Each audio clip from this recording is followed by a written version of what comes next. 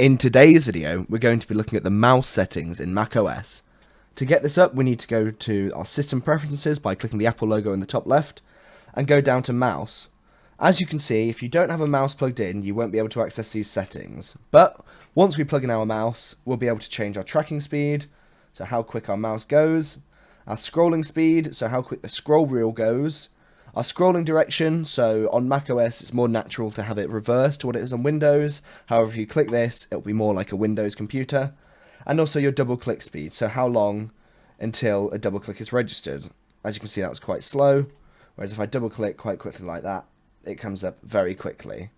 And you can also change your primary mouse button. So for most people it will be left, however if you're left-handed or prefer a different setup, then you can always select right, and from here you can also set up a new Bluetooth mouse. Thanks for watching.